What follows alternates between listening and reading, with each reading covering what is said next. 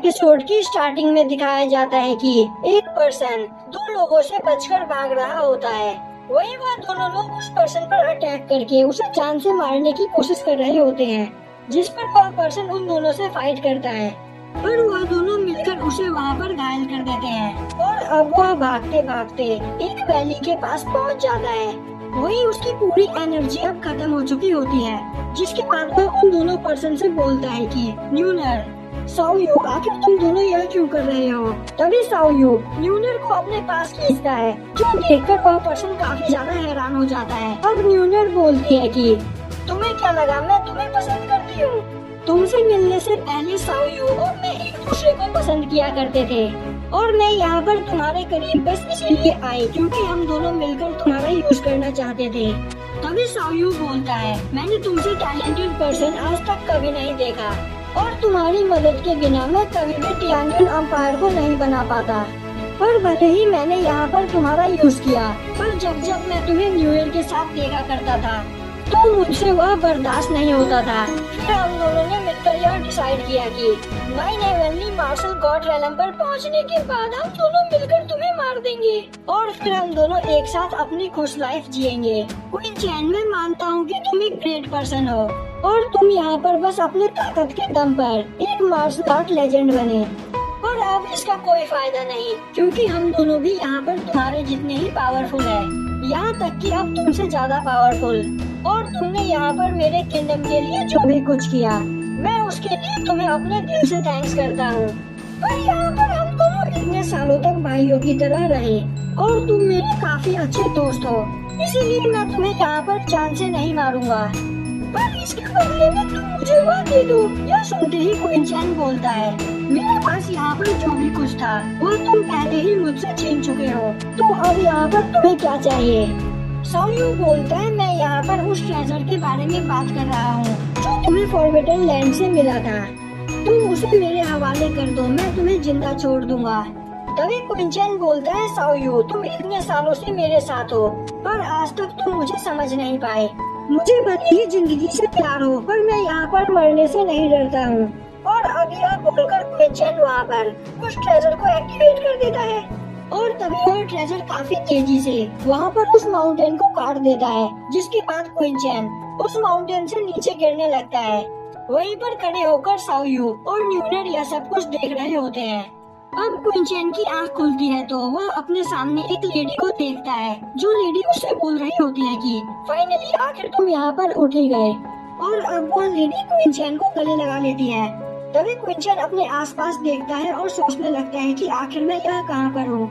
अब वो लेडी बोलती है कि वो क्वीन चैन को लेकर काफी ज्यादा परेशान हो गई थी, क्योंकि उन सभी लोगों ने मिलकर क्वीन चैन को काफी बुरी तरीके से मारा था।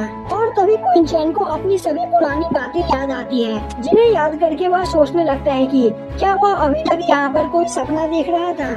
अभी वुशेंग कैलेंडर के हिसाब से साल 2516 चल रहा है, और टियानजिन एम्पायर इस मेनलैंड का सबसे पावरफुल किंगडम बन चुका है, और यहाँ पर एक छोटी सी कंट्री में मेरा पुनर्जन्म हुआ है। पर अभी तक मुझे मेरी पिछले जन्म की कोई भी बात याद नहीं थी।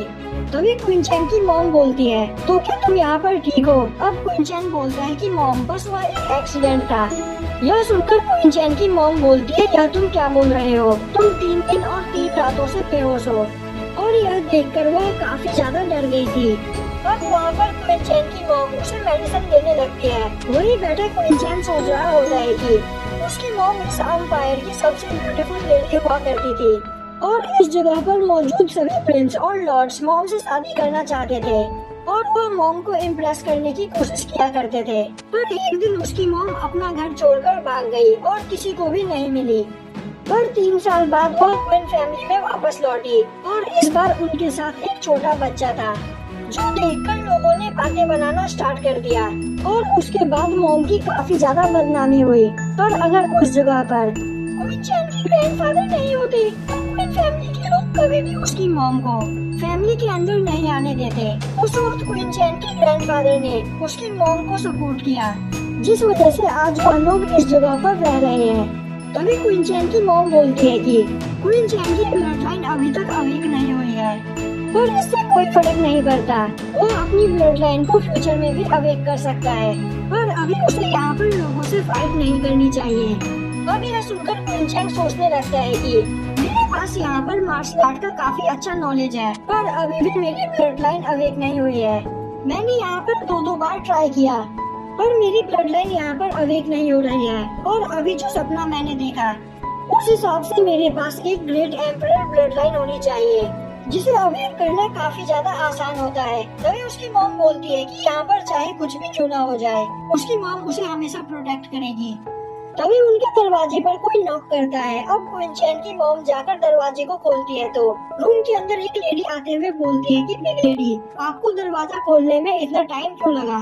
तभी क्विंचैन की मॉम बोलती है कि यांची, क्विंचैन अभी अभी यहाँ पर उठा है, तो तुम्हें थोड़ा आराम से बात करना चाहिए, क्योंकि क्विंचैन को अभी भी आराम करने की जरूरत है। अब वहाँ पर क्विंचैन सोचने लगता है कि इस फैमिली की मिलिट्री पावर उसके अंकल के हाथ में है, और उसके अंकल यहाँ पर पूरी फैमिली को कंट्रोल करते हैं। और यांजी अंकल की वाइफ लेडी जाओ की सर्वेंट है, और लेडी जाओ काफी ज्यादा एरोगेंट है, और वो हर बात में क्विंचैन की मॉम को नीचा दिखाती रहती है। तभी क्विंचैन बोलता है, आखिर तुम यहाँ पर क्या करने के लिए आई हो? यह सुनकर यांजी सोचने लगती है। 3 दिनों तक बेहोश रहने के बाद क्विंचैन के अंदर काफी ज्यादा हिम्मत आ गई है। तभी यांजी बोलती है, मास्टर चैन, यहाँ पर आपको ज्यादा सोचने की कोई जरूरत नहीं। और अब वो उसकी मॉम से बोलती है कि बिग लेडी, क्या आपको याद है कि आपने लेडी जाओ से क्या प्रॉमिस किया था? तभी क्विंचैन पूछने लगता है कि मॉम, आपने लेडी जाओ से क्या प्रॉमिस किया था? पर क्विंचैन की मॉम उसे यह बात बताना नहीं चाहती थी। तभी यांजी बोलती है कि जब तुम्हारी हालत मरने जैसी हो गई थी, तब तुम्हारी मॉम लेडी जाओ के सामने घुटने टेक कर रात भर गिड़गिड़ाई थी, क्योंकि इन्हें तुम्हारे लिए मेडिसिन चाहिए थी। जिस पर लेडी जाओ ने इनसे एक प्रॉमिस लिया और कहा कि वो तुम्हें मेडिसिन इसी कीमत पर देंगी जब तुम्हारी मदर लॉर्ड क्वी से मिलने के लिए जाएगी।